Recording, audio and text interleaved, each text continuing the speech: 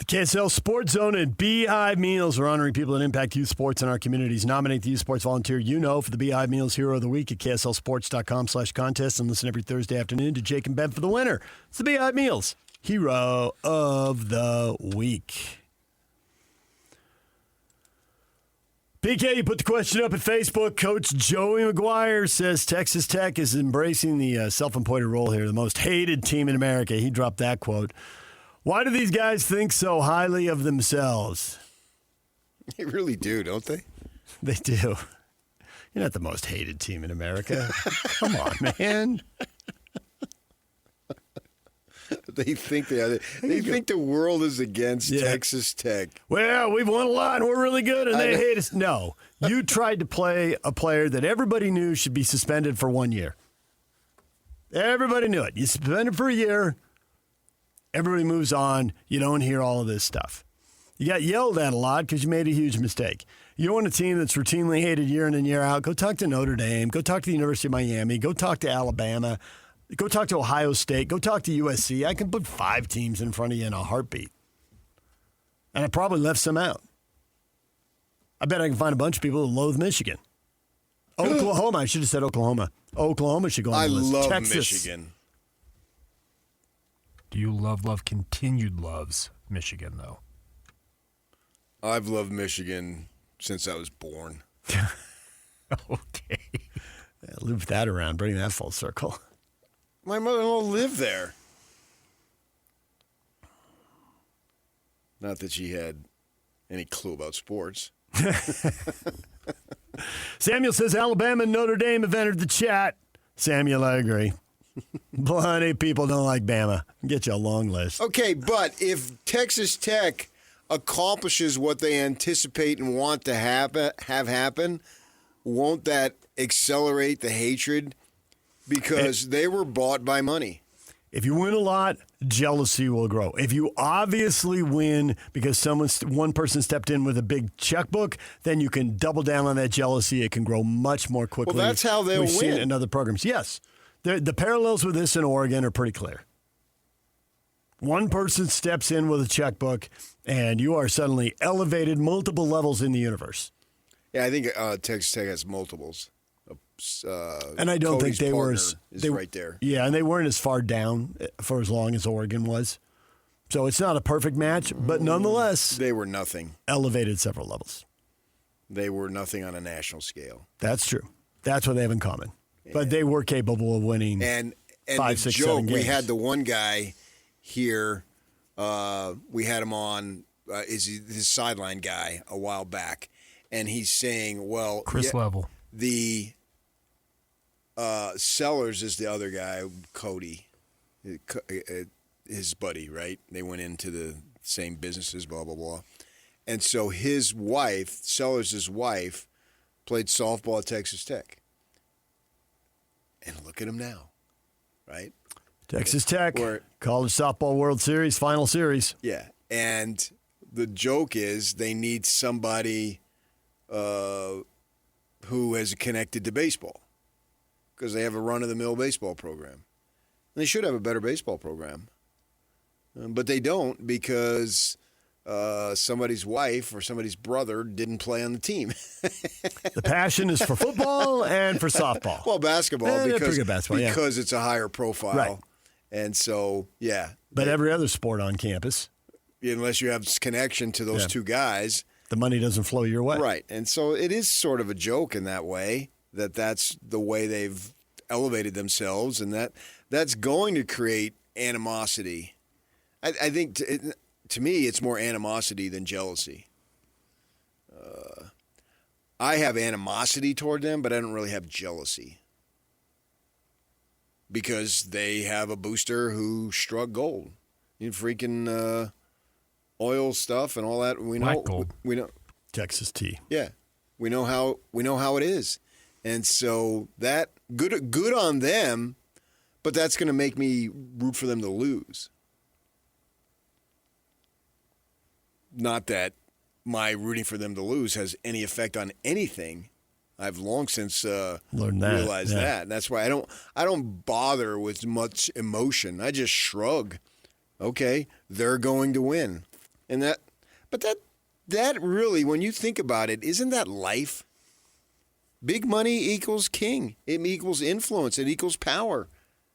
How is that any different? So if you step back, shouldn't we expect this? Because that's the way everything is. Why would college football be different? Why would college sports be different? And for a long time, it wasn't and hasn't been different. It's just that it wasn't talked about. It was tawdry and it was seedy. Well, now it's out in the open where Cody Campbell's parading himself around at media days and having on-the-field access. And I'm surprised he doesn't do a post-game press conference. Don't worry about it, Joey McGuire. I'll handle it. He's going to be like Jerry Jones? Yeah. Yeah, the Jerry Jones in the hallway is exactly what I thought of. And just do his own because he has that much influence.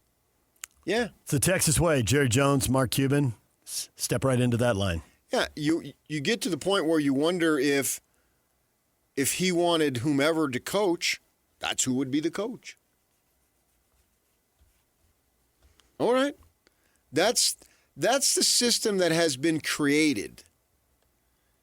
I can't be jealous of that. And Tech will try to tell you, like the Dodgers, oh man, we've been hearing it since the school ball deal was about a week and a half old now, and they just develop players and they got all these top prospects and great, but how many top prospects actually pan out? The reality is at AAA, if you've got 2 or 3 guys that'll be players on your team, that's great. They don't. You have a bunch of guys that are there to play games for a handful of guys because they need competition, right? But most of them, they're very good ball players compared to, Joe Blow on the street, but they're not good enough to play in the big leagues. And so with that in mind, that's the way you go. And so you create these things and away they go. And I can't really be jealous of that.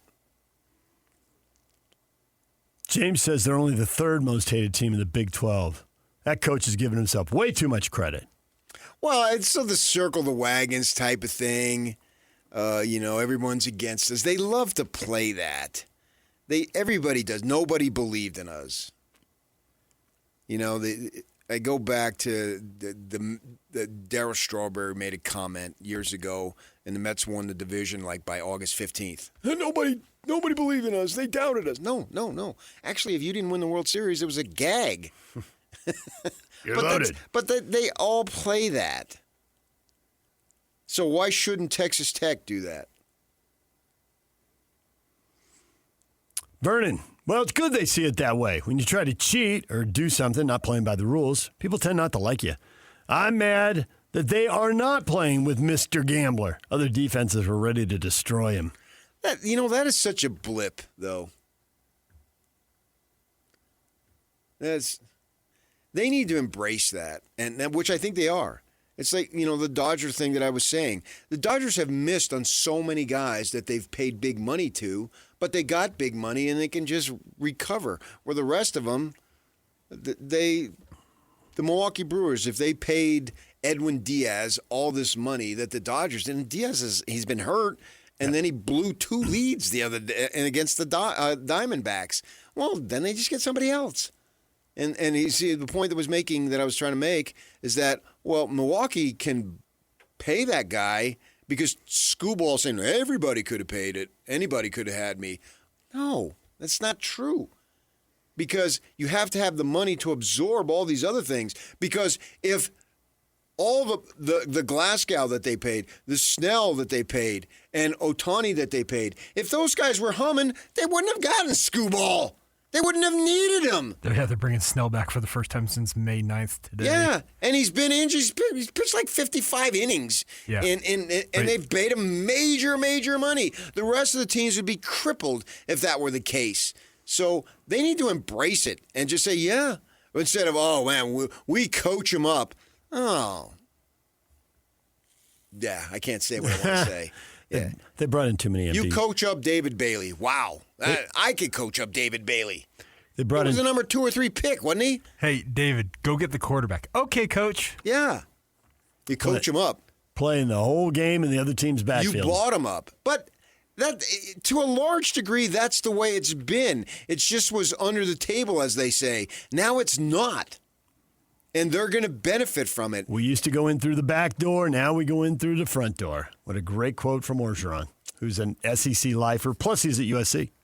And if there was somebody down in the Valley of the Sun who had that, I'd kick back and say, sucks for you.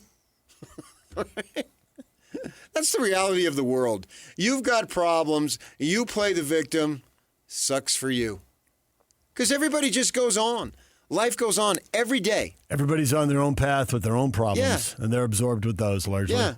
And we've got all these people in the political world. They all want to play the victim. Okay, be the victim. Sucks for you.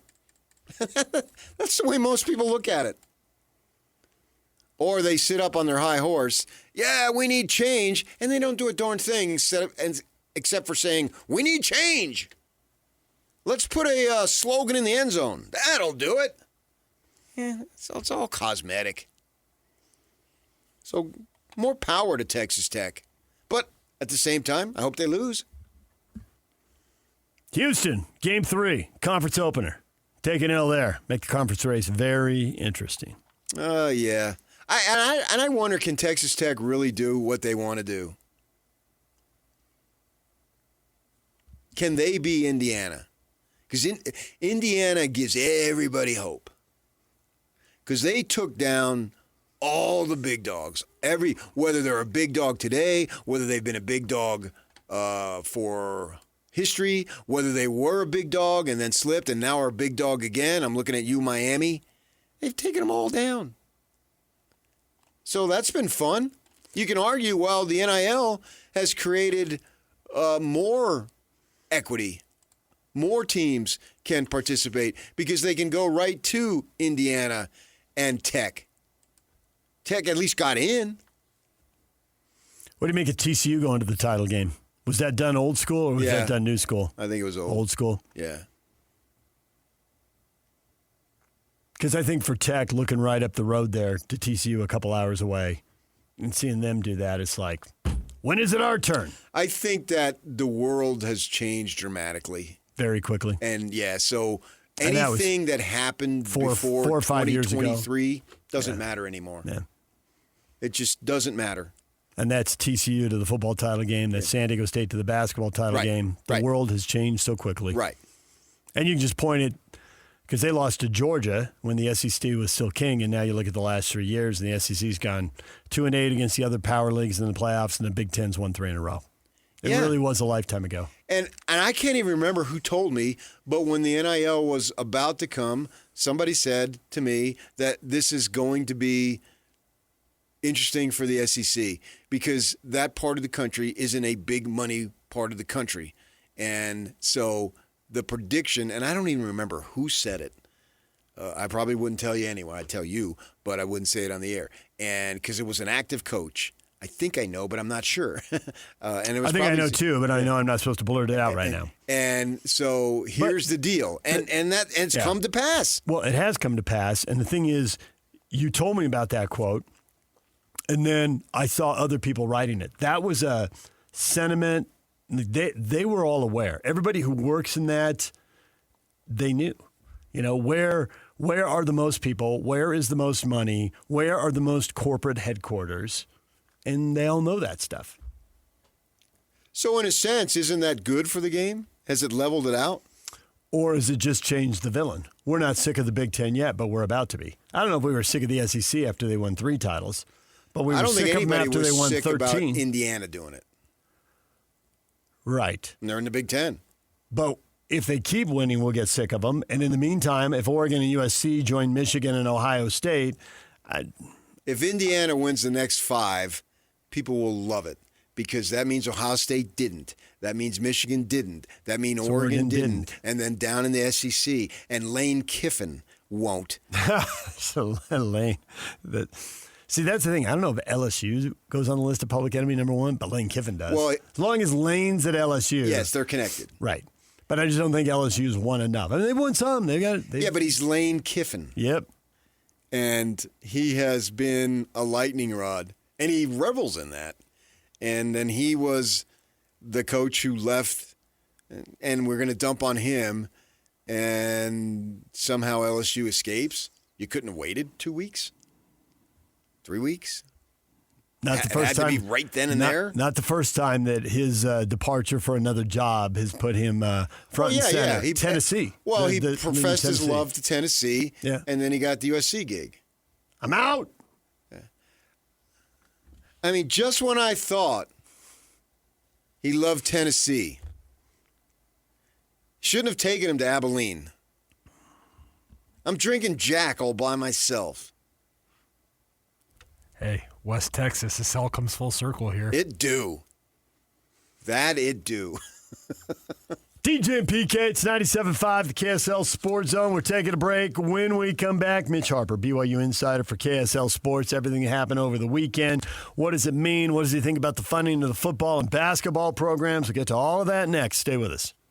Welcome to This is Jake Scott and Ben Anderson. I mean, honestly, this is uncharted territory for Utah. Other than Witt like to change his offensive coordinator every 45 minutes, we have not seen a switch at head coach for Utah, hardly ever. I mean, they are the Pittsburgh Steelers of college football. Kind of had a couple of coaches, and they've all stepped in and been very successful. I think Morgan probably will try and find the sweet spot in being a little bit more aggressive. If he tries to go full Mike Leach on it, Utah's going to learn some painful lessons. But there's more room for error than Witt thought. There is, and I think in a good way. And we saw that in the bowl game. Mm-hmm. Deep down, Witt is a soccer coach, and I don't think that Morgan is a soccer coach. And when I say that, I mean like, oh, you've got a 1-0 lead. Well, let's sit on that thing. Yep. Let's anchor it. You know what I mean? Yes. Love that strategy. Catch Jake and Ben afternoons from 2 to 6 on 97.5, the KSL Sports Zone.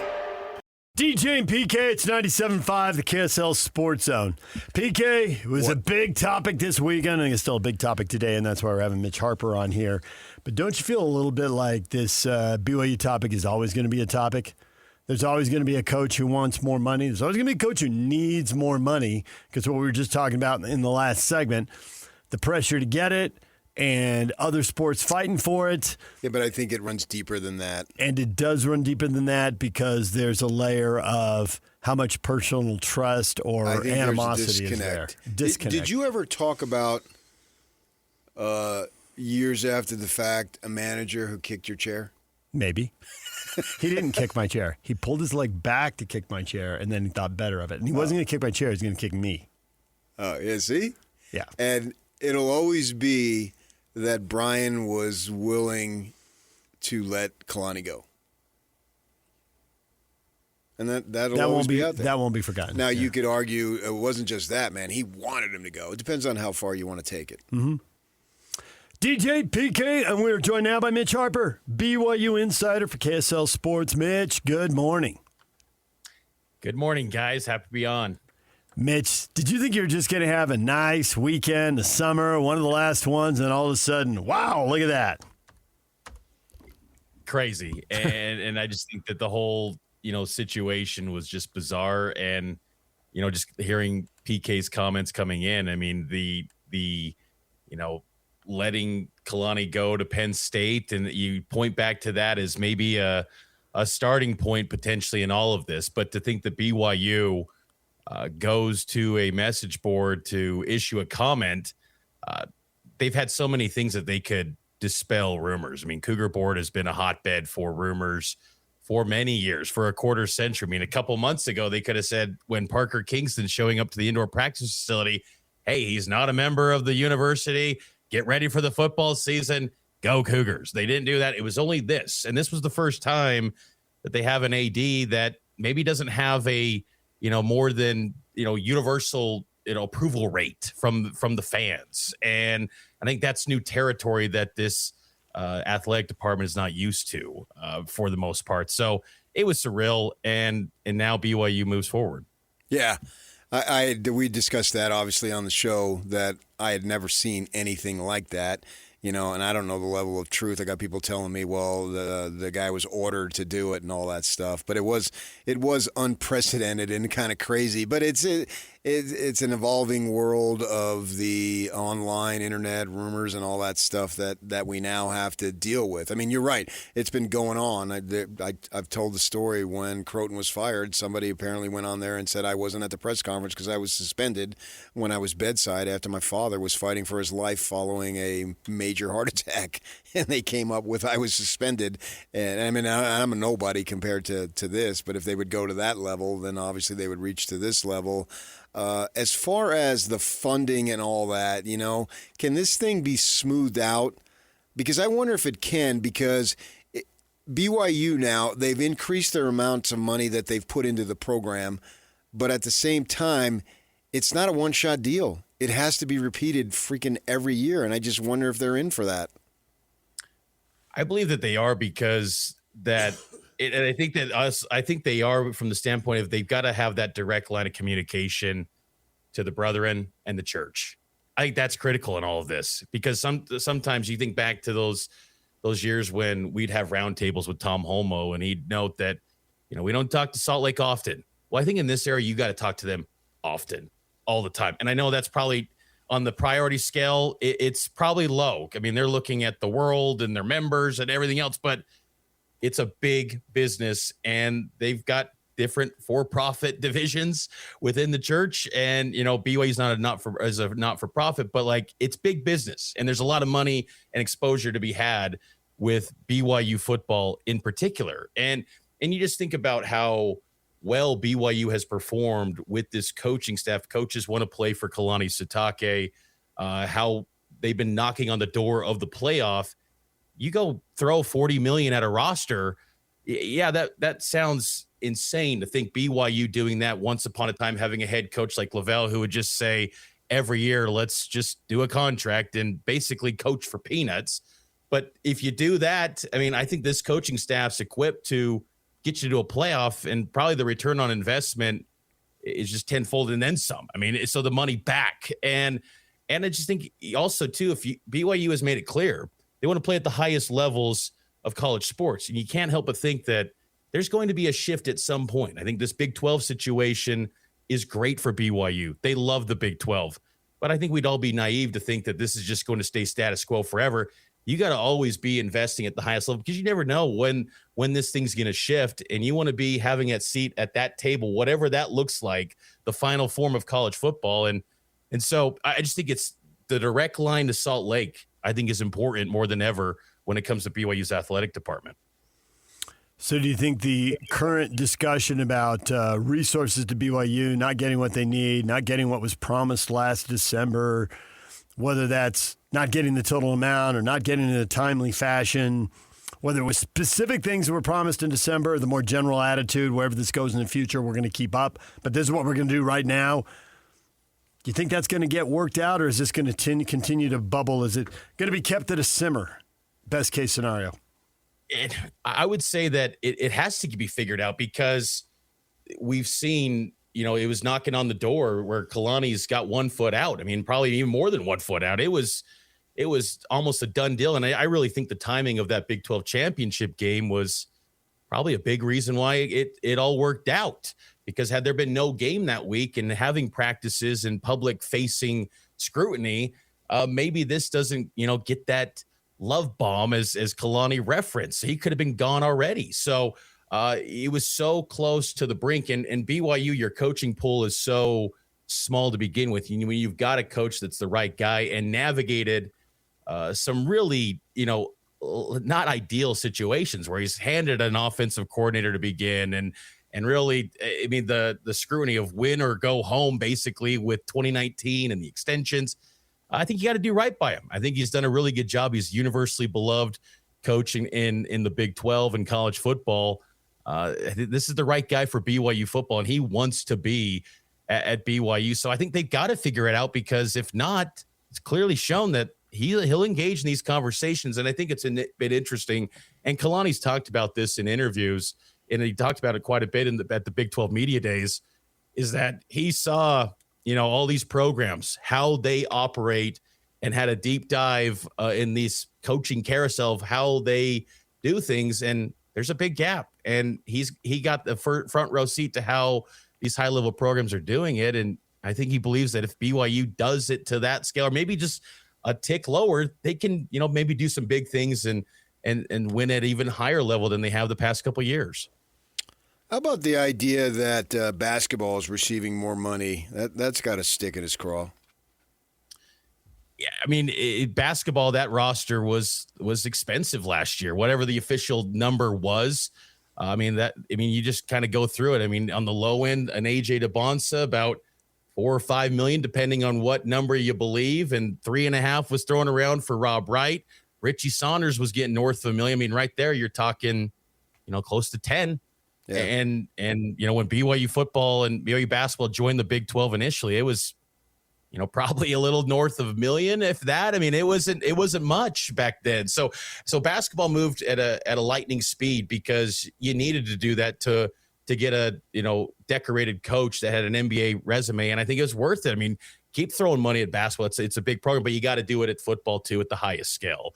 And especially too, when you're in a conference where you've got a program in Texas Tech who is not slowing down, and they're not just turning to the portal now, they're going to the high school ranks and getting recruits in this 2027 class. They're going to have probably a top 5 class, or on the low end, top 10. You got to keep up with that. They're not slowing down at Texas Tech. Gambling scandals and whatnot, who cares? They're not slowing down. That machine's continuing to go, and you got to keep up with that. So, and at some point, you want to break through and win a Big 12 championship.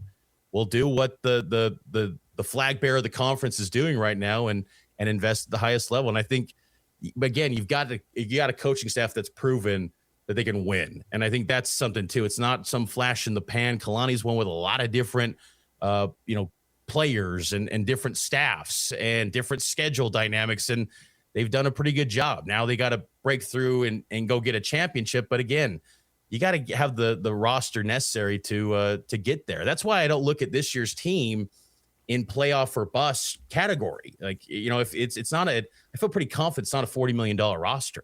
I don't think we'd be having these conversations and these, where Kalani's a little salty at Big 12 Media Day and in some of his interviews. You wouldn't be seeing some of this if that was a $40 million roster, which is believed to be the high end in the sport with the Texas Techs and the Ohio States and Oregons. That's why I don't put BYU in that playoff or bust territory. If they can get to Arlington, that'd be great, but you wonder if that's their ceiling, because unless they really throw even more money at this football roster. So there are some assumptions made about wanting to keep Kalani, and I totally get the argument. I mean, it's like 4 years in, he's 27 and 25, and the pandemic hits, and it's like he had to win, right? And he needed to win big, and he found out a way with all the distractions were thrown at him in the pandemic and scheduling on the fly, have a double-digit win season, and they did. And then you send the quarterback off to the NFL, figure it out, have another double-digit win season, and he did. Go into the Big 12, it's a step up, figure out a way to have a double-digit season 2 years ago, and he did. And then you suddenly use your senior quarterback, and you got to plug in a freshman, figure out a way to have a double-digit win season, and he did again. That's a lot of success. There are a lot of people who want to keep him, but we are seeing a lot of coaches who've been very successful changing at BYU. It's not football, it's not men's basketball, but they've put a lot of emphasis into women's soccer, women's volley, women's basketball. They've had success in all 3 of those programs, and we're seeing changes in all 3 of those programs. If you want to go full Machiavelli here and say, I want to change in football, I can't fire the guy who's had these 4 10-win seasons, but if he doesn't get the resources and he takes off for Penn State, and there'll be another Penn State open, whether it's USC or Oklahoma or Texas or somebody else, then I can go out and get Jay Hill if that's who I really want. Now, maybe that's too Machiavellian and that's not realistic, and yet I see a little twitch. That might have occurred to you at some point, Mitch. You've thought about this. Machiavellian, Mitch, twice. Yes. and look, I mean, I think this is a jarring reality that BYU's in, where they've got 2 head coaches that, are making a lot of money, that are in the upper tier of salaries in college football and college basketball. Could you save some money where you're in an era where you're looking to pay back the athletes and rev share? Could you get a coach that you believe's got a higher ceiling and pay him at a cheaper cost? Maybe that sounds like the route for some, but I think for BYU, when you find the guy that Kalani, we see it. I mean, he just lives and breathes BYU football. I mean, if some of these situations, it would have totally made sense to me to go to Penn State. I mean, I just think that would have been the move for him. But like, I think he really believes that he can win at the highest level at BYU, and he wants to become the Polynesian Lavelle. I mean, I think he really wants to do that, and he's got that ability to do that. I think in some respects, what Kalani has done rivals Lavelle in some aspects, considering the strength of schedule, the conference, the changing landscape of the rules every year, and he's adapting. And through it all, he's finding this way where even a couple days ago, we see a guy like Ephraim Asiata going to Instagram and basically saying, I love this coach. And it's like, you know, I've seen many BYU players in the past get booted or not be part of a team, and they have an axe to grind with BYU, and maybe he does. But when the football program, Kalani just finds this way, whether they transfer or they're gone, they always have positive things to say about Kalani. And in a program and a religion that is very conscious about its image, I think it's good to have a coach that, you know, has positive feedback from everyone that kind of comes in contact with him. I think that matters a lot to BYU. Then on top of all the on-field success. So I think that, you know, Kalani, it's an interesting time for BYU and college athletics in general. And look, they've come a long ways from where they were. I mean, 10 years ago, they didn't even have caffeine on campus, and now they're going to have a Monster logo on the field. I mean, things have evolved, and BYU has they've done a lot over time, but there's more to be done because, again, you know, these coaches, this is their livelihood, this is their business. They want to go win at the highest levels. They're not just content, you know, with a 10-win, you know, 11-win season and an appearance in Arlington where you get hammered. They want to go win at the highest levels, and that entails a playoff and maybe chasing a national championship. And I think Kalani, by turning down Penn State and staying at BYU, he clearly believes he can do it, but they got to have more to get that done. And you think that when you look at the roster, that according to you, I think you had him 11-1, so you're anticipating a Rockefellian season. I am. And I think that, you know, any of these off the field distractions, I don't think they're distracting the players at all. I don't get that sense around practice yesterday. I mean, honestly, I don't think many of them even knew some of the you know, commentary that was going on at Cougar Board. But I think that, you know, this team is pretty good. They're talented. And you look at, you know, just some of the skill at some of the positions like cornerback and defensive line, just those have all, and I point to those positions as areas where BYU's never had elite talent. And you look at the cornerback position, and they might have a guy that, you know, could be a top 75 pick in Evan Johnson, maybe even more. And so that those are things. And then you got the depth behind them where, you know, athleticism, the size, the kind of the measurables, they look the part. And will that be enough to, you know, close the gap with Texas Tech or whoever emerges in the Big 12? We'll see. I mean, BYU has been very fortunate in games the past couple of years, and they've had a knack of winning. But I think the overall makeup, the twos and the threes, they are deep. They're athletic, they're talented, and it's competitive. And I think, too, that's noteworthy more than ever with this depth piece, because you're now in a 5-5 world where whether they're a true freshman or they're a young sophomore, like their clock's ticking. There's no more, hey, we're going to redshirt you. Like, let's just see some moments in camp. No, you got to perform, whether it's kickoff team, they've got to play, all of these guys, and roster spots are more valuable than ever. So, and they look pretty good from 1 to, you know, I'd say about 95 is where you feel really, really good. I think they're really deep. The last 10 spots, obviously you want to continue to improve those, but it's a good football team. And I think that they've got a schedule that sets up well to give them the ability to be in the national conversation throughout. Tim Brando, Fox Sports, had him just on the outside of the playoffs looking in. What do you think the odds are it's going to look like the last couple of years? You know, I think that for BYU, really, it's nice that they've got the ability now with the Big 12. You win the conference, you're automatically in. And that's been kind of what's happened the past 2 years. But, you know, there was that chance where if you had some other conference that was ranked higher, maybe the Big 12 gets left out. So, you know, you have a direct path. And I think that's huge for BYU. They've got to go do that, because I think this is still a one-bid league. They've got to win the Big 12. I think that this is a year where it should be 2 bids from the Big 12, but I have my doubts. It just feels like there's this unspoken ceiling on Big 12 teams where at the highest they will be ranked in the preseason polls at 12. And, it may be on the next grouping where BYU's at and the coaches poll 15. Because really you lay out what BYU has done the past couple of years, 23 wins, and they got the returning quarterback, returning running back who's the best offensive player in a Power 4 league. You say those things out loud, you say that's probably a top 10 team. But the Big 12 just hasn't shown itself well in the playoff. And I think that loss that Texas Tech had really plays a role in preseason narratives of teams. But I think BYU, I think they get to Arlington. And at that point, I'm really high on Texas Tech still, even without Sorsby. So I still kind of default to them as the Big 12 champ this season because I think their defense hasn't gone away for Texas Tech. I mean, they've retooled the machine and I think their evaluations have been hitting it out of the park. That's why they had 9 NFL draft picks this past April.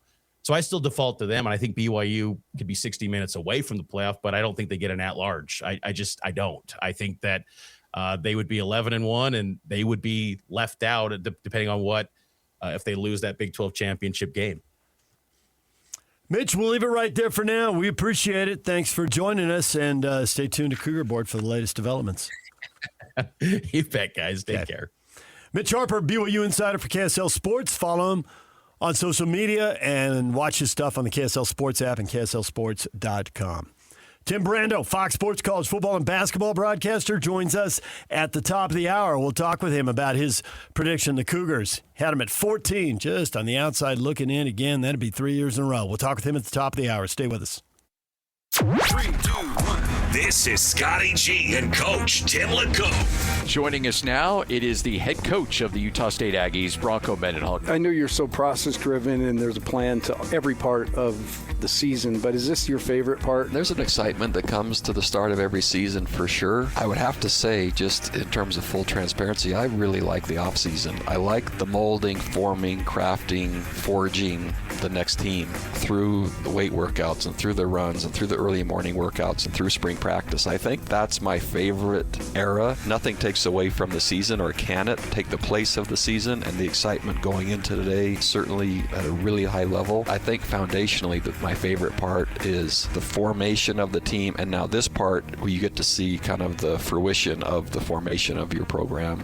Catch Scotty G and Coach weekdays from 10 to 2, presented by Mountain Land Supply on 97.5, the KSL Sports Zone. DJ and PK, it's 97.5, the KSL Sports Zone. BYU's just hired a new assistant athletic director, Pete Thamel, with the report this morning. They've gone to Kentucky. Kentucky hires from BYU. BYU hires from Kentucky. What goes around comes around. Kentucky staffer Marc Hill to BYU's executive team. 27 years at Kentucky. He's been deputy AD there since 2019 and a football sport administrator since 2012, so plenty of experience there. I think this is a Machiavellian hire. There it is. Word of the day, Machiavellian. I didn't even know that was a word. Of course You didn't know that? I never heard of Come Machiavellian. on. Have you ever heard me say Machiavellian? I've never heard you use it, but I think you should know it. You went to Arizona But I State. don't You know tell it. us about that stellar education Right, you got but we there. speak common language so people understand. No, I heard of Milli Vanilli, but not Machiavellian. And Bolden, you're a phony just like Milli Vanilli is. I don't like this hire. Guy worked at the University of Arizona. His wife was a former athlete at the University of Arizona. That's bad seed. Too many Wildcats in a Cougar world, huh? It's big cat energy. I stuck up for Santiago, but not anymore. This is it. The fridge too far. Yes. Fool hiring U of He A did guys. this just to taunt me. That was, It was a dare I Machiavellian say it, move. his Machiavellian It was a- energy right there. Oh, Machiavellian? I thought it was just Machiavellian. It's Italian. You should be on top of this, PK, for multiple reasons. But yet I'm at the bottom. Clearly, Again. Clearly a blind spot in your education. Well, 27 years doing, he started strength and conditioning and all that stuff, and I've been in Kentucky as an administrator for a long time. I wonder what they're going to do. I wonder if he replaces Santiago in terms of Brian was Tom's assistant. Right. And so now he will be Santiago's old job. Or maybe not exact duties, but positionally they added a body that was subtracted when Tom retired. Right. That's what it appears to be. That's what it looks like on the surface. Yes, and certainly 27 years. But that's a huge move. You've been at someplace for 27 years, and then you go. So he was reportedly one of the finalists for that job down there in Provo. He's chased jobs out here multiple times. Yeah, I think he played baseball at UVU, so he's got a connection here. I assume he's a Latter-day Saint. He is. He was in the stake presidency down there in Lexington. Oh. And his daughter actually played softball at BYU. Stake presidency in Lexington, DJ. I heard him. Yeah. No, there was a story that he was both Mark Pope's boss and ecclesiastical leader. Ooh, man. And if he didn't, maybe he didn't want to be the one to have to fire him next year if it doesn't work out with that $87 million roster. Get out of town now. And I hope Mark does well. I like him. But this guy looks like he's got the credentials. We'll see what they do and what difference that makes. I often wondered what difference do those people make. Is it more about the coach and the players if you want to have a winning whatever team? But they need the support, and that's what we've been talking about the last 2 days for Kalani Sitake, about the support. We'll see how this plays out.